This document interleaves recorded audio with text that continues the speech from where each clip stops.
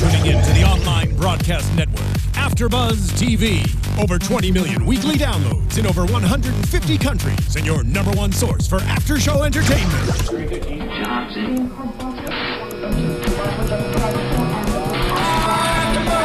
AFTERBUZZ TV, the destination for TV superfans, producing after shows for over 300 of your favorite TV shows, interviewing celebrities and showrunners, and bringing you behind-the-scenes exclusives. All thanks to E! Entertainment's Maria Menounos, producer Kevin Undergaro, and internet leader Akamai. Now, let the buzz begin! Welcome, ladies and gentlemen, to another South Park After Show for Season 18, Episode 2, Gluten-Free Ebola. Stephen Lemieux, welcome. How's it going? Phil Svitek here, and great follow-through from Episode 1 to Episode 2. Yeah. Everyone just won't forget that they started a startup company, and it failed, and I like the level that they took it to. I wasn't expecting them to actually follow through. It was kind of cool. It was, so, and I love how Butters was the worst. Was the one who went over the top. Ruined the gym. My question is, I mean, did Butters really do that, or did the other guys do it and they pinned it on Butters? I think it's funnier if we believe that Butters did it. Okay. You know. So they go back to the school. Everybody hates them. They're like, damn, why does everyone hate us? It's like, well, because you told us to go screw ourselves, go fuck yourselves. Go fund yourself. Yeah. I like Stan, Wendy. Why does everyone remember everything all of a sudden? And you get that way. And then he dumped Wendy, saying they didn't have time for her in his life. He's just got to be free to focus on real things. And she mentions, "Oh no, I thought it was because you told Scott Malkinson or told Craig that you were about to be dripping in bitches." And you know, it's true. That's what, as a kid, sometimes you do think. They're so top. A, I love the follow through. B, I love the follow through of gluten-free Ebola. The title, obviously, with kind of what's happening with Ebola. And what's happening with gluten-free, which you never heard of it 5 years ago, and now everybody's got celiac somehow. Ridiculous. It's like, if you've worked in the restaurant industry in the past 3 or 4 years, you know, because anytime before then, it was like, nobody requested a gluten-free menu, like maybe once a year.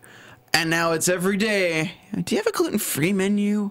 I can't eat bread. And then they'll like eat croutons, and you're like, I thought you said you couldn't eat bread. It's like, oh, I don't have celiacs. I just like to say that so there's no bread in my food.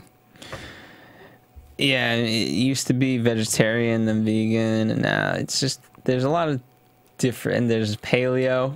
I can't do paleo either. Paleo's like gluten-free.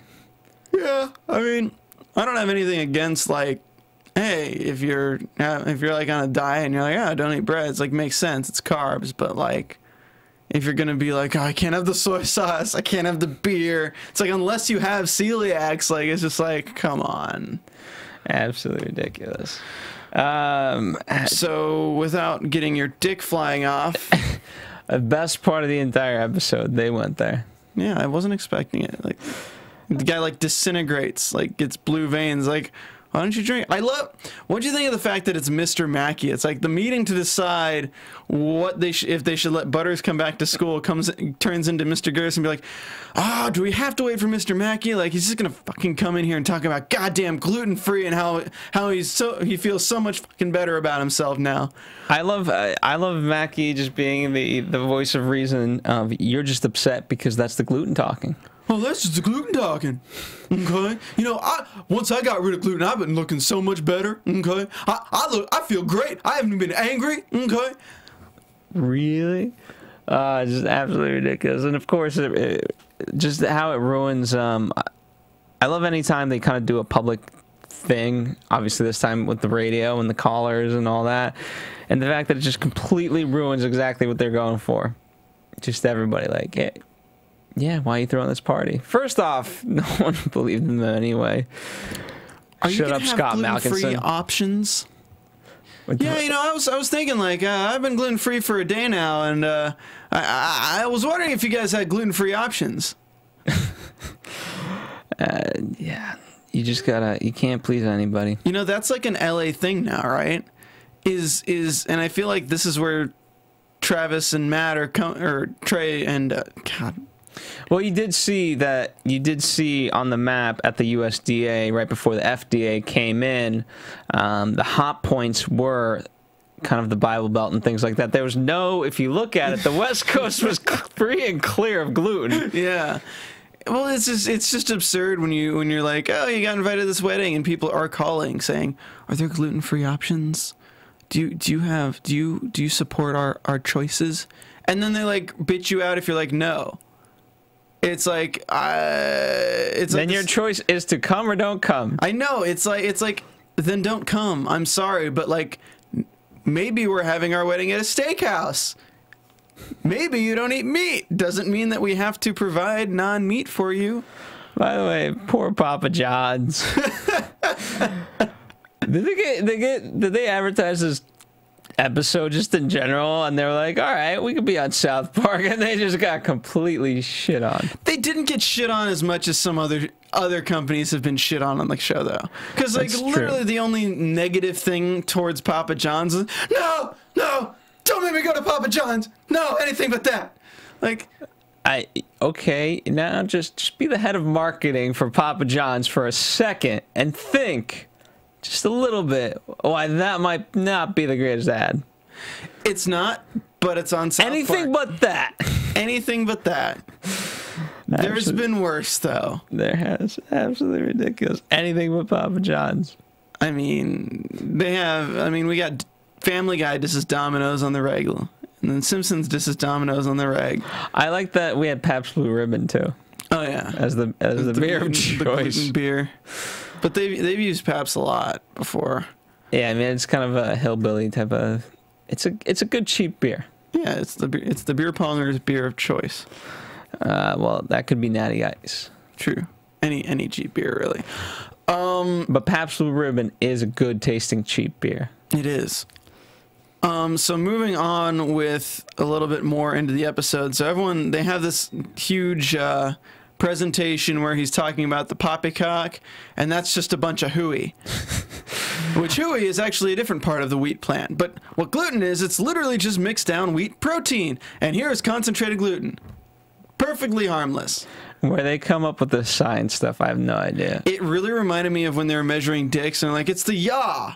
Yeah, it's like the weird words, and it's improv. I feel like obviously they're 7 days to air that documentary. It's pretty much just having an improv session, and that's literally what the science of this was. Just going with everything. Like, so you could hear someone in the audience or like just being like, that's ridiculous. That's just a bunch of hooey.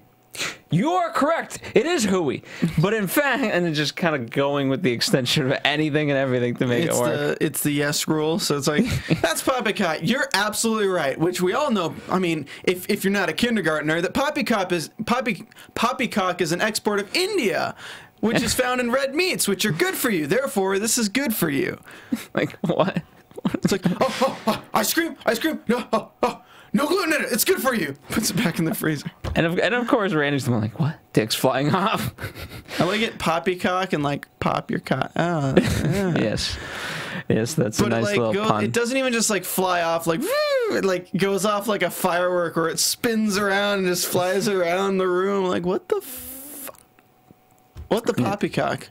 And I like how there's always that level of just confusion of like, what are you talking about? When the parents are obviously throwing everything out, you still have Stan just being like, are you guys nuts? Do you want your dick to fly off? Like, okay, in this world, yes, that is going to happen, but it's still ridiculous. Oh my God. And Stan is still not understanding. And they're just, at this point, they're just trying to throw the best party in the world with a cause to show that they really still care for their loved ones. And they wouldn't leave them behind no matter ever what, except for a startup company. Scott Malkinson, the diabetes party. Lord. Why Lord of all people? Which, by the way, was brilliant because it was just Randy at the end.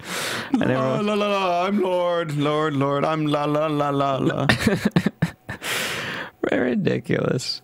I don't know why Lord. I don't know if they're. I think Is it because just Lord is just so hot right now?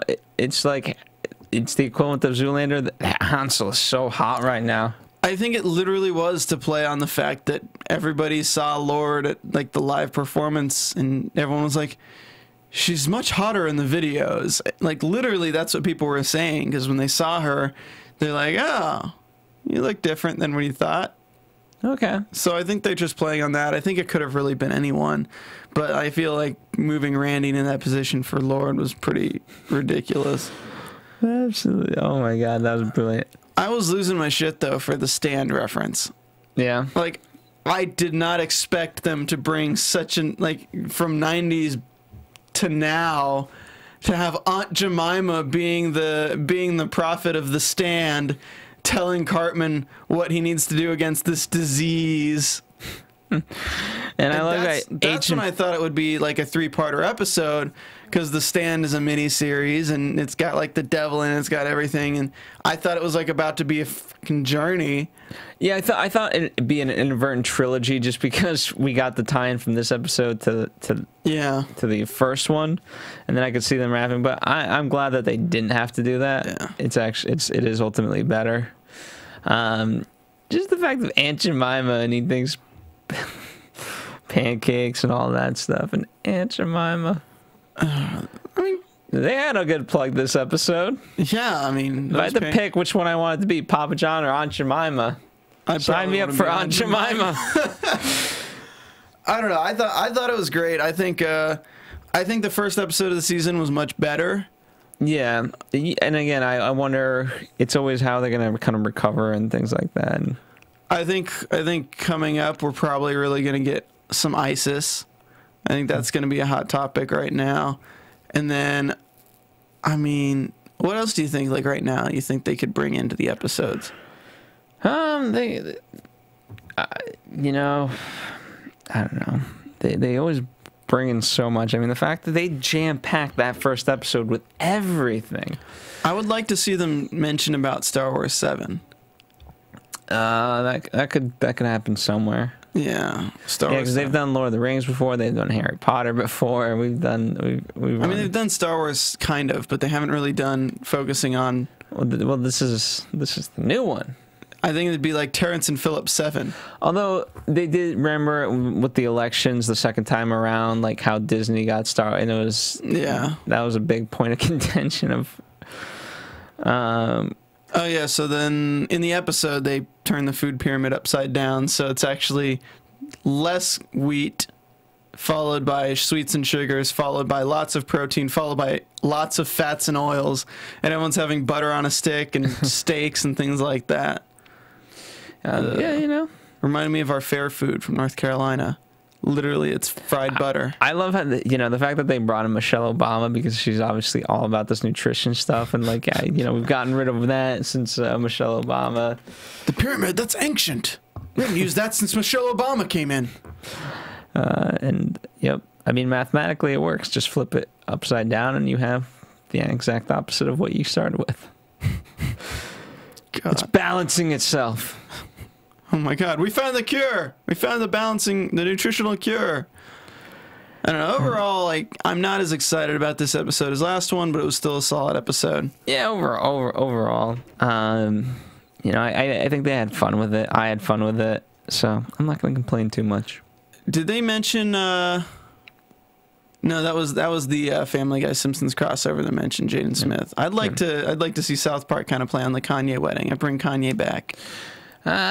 Well, we just, I mean, it was 8 months ago or whatever it was, but we ended with Kanye. I mean, there's nothing greater than bring Kanye. And here we have the reverted gay fish. I am not a gay fish. I am a recovering gay fish. So I think he's had his time. Yeah, but every time they can shit on him, I enjoy it.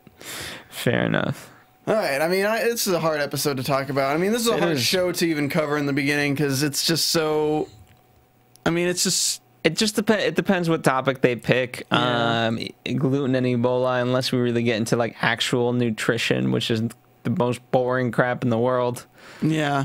I mean, unless you, like, know that I stopped eating bread for 3 months and knows that Phil was probably thinking of shitting on me throughout this episode. Like, what the fuck? Here's the thing: you can never do right by these people. You just try. Oh, it's like Mackie. Well, I knew you guys would have bagels and donuts, so I had to get my own breakfast. Like, oh, you know what? Fine. Next time I won't get anything. I'm gonna stop caring. Yeah, and that's eventually what happens. You stop caring about those gluten-free assholes.